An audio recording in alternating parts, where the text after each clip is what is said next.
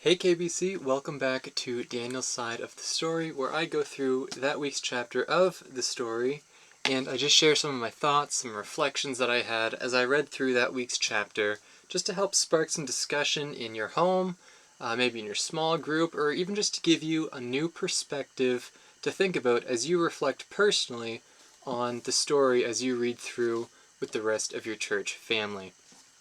This is chapter and week 25 of the story, and this week the chapter title is called Jesus, the Son of God. And really, I think that chapter title just sums up a big part of what this chapter is about, as it should. But also just as the story as a whole focuses on this one idea, Jesus, Son of God.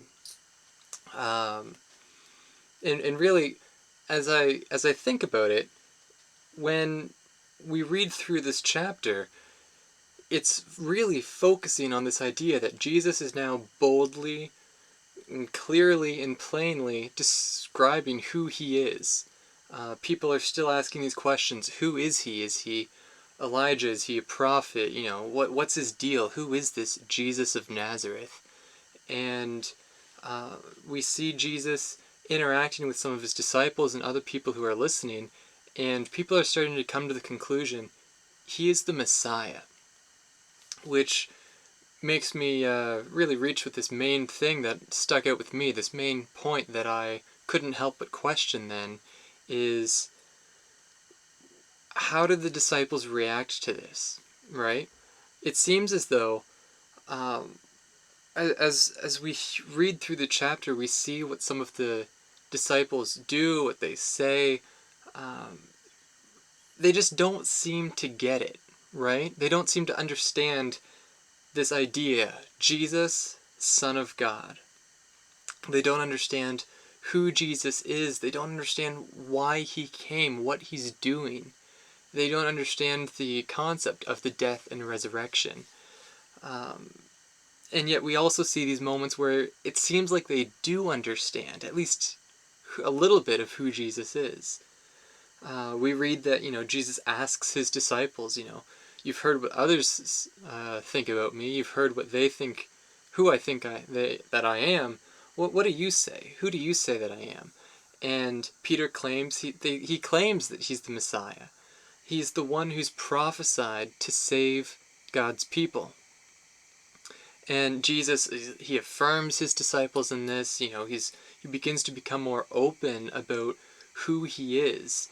And he starts to speak very plainly. We see that word. He speaks plainly about his persecution, about his death, and also about the resurrection that's going to take place as well. He was open with his close disciples.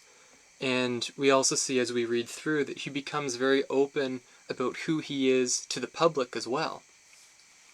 So, and that leads me to ask myself then, if Jesus is so open with his disciples about who he is and why he was sent and, what's going to happen to him, why don't the disciples get it?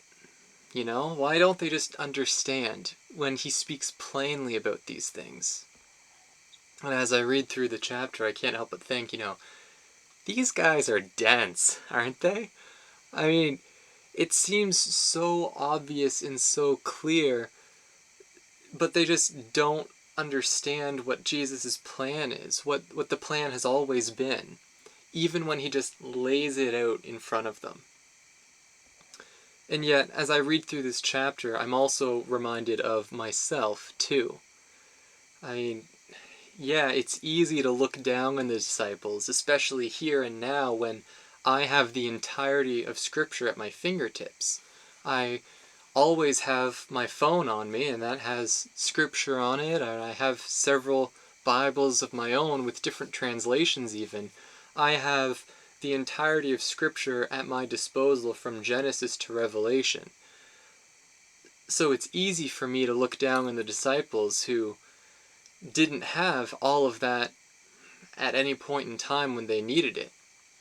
It's easy for me when I've already have access to the resurrection before they've even experienced his death, right? Now, being perfectly honest with myself, though, is, I don't understand personally how the disciples didn't get it.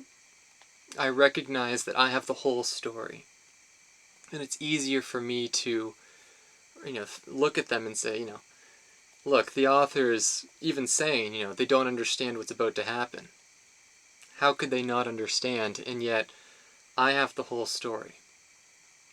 But I still don't understand how could they miss it when he explains things so plainly.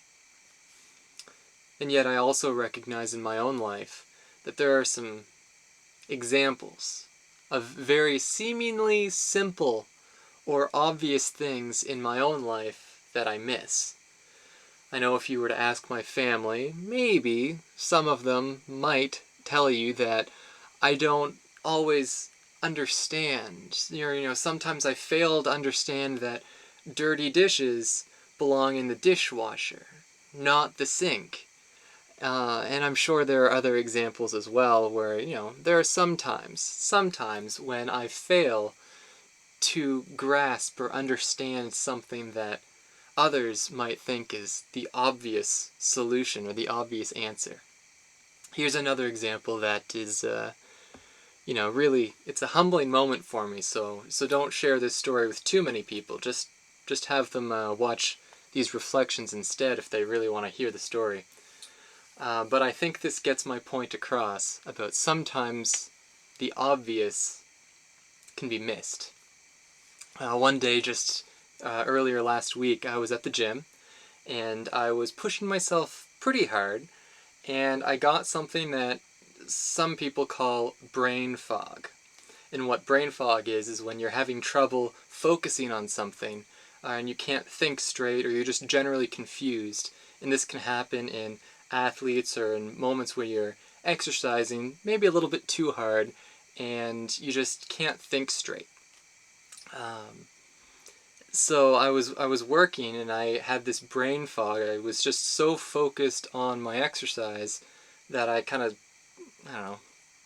it happens. And I needed to adjust a piece of equipment, but I couldn't figure out how to do it because of this brain fog.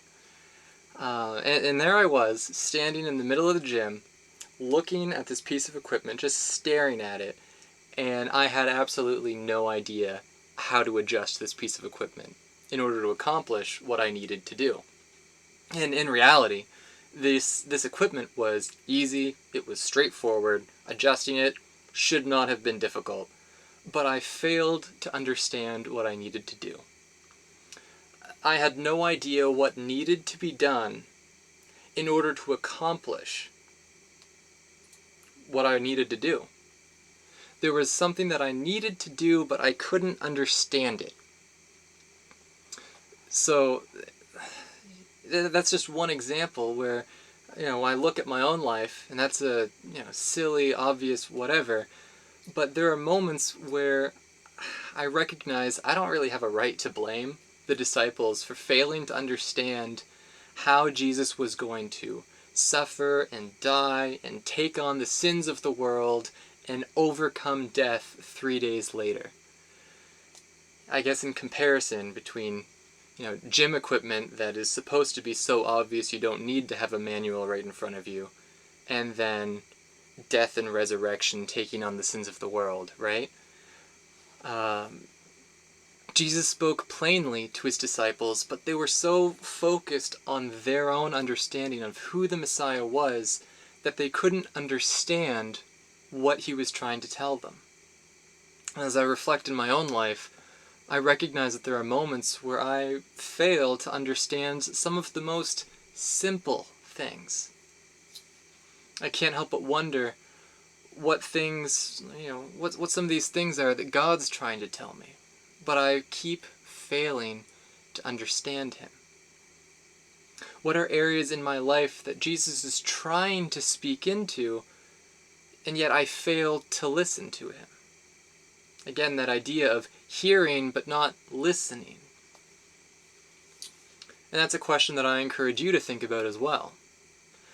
God's always trying to engage with his people and work with his people. That's what a relationship with Him means, and that kind of intimate relationship is one of the major aspects of the upper story. As we've been reading through the story, this idea of a relationship with God has been a key significant moment, a key theme.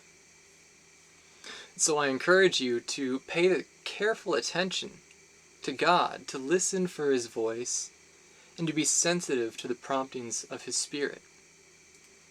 It's important that you don't become so focused on your own agendas or your own goals that you lose focus on God. When you overwhelm yourself with all these distractions, you can enter into a different kind of brain fog, where it affects your spirit, and it makes it hard to focus on Jesus, even when others around you might say, it's obvious this, it's obviously that. But when you're stuck in this moment, you can be in this fog where everything's hazy and you don't quite understand even the obvious. And I think there was something similar with the disciples. They were so focused on something else, they had a fog. They didn't understand what Jesus was trying to say. And that happens in my life too, and I'm sure it may happen in your life as well. Who knows? And that was my number one takeaway this week. Hey, thanks for listening to my thoughts and reflections on the story. I hope that you are enjoying as we begin to wrap up on this section of the story. I also hope that this is getting you to really think about how some of the ways that God's moving in the story, both the book and in your own life as well, because we are all a part of God's upper story. Until next time, bye for now.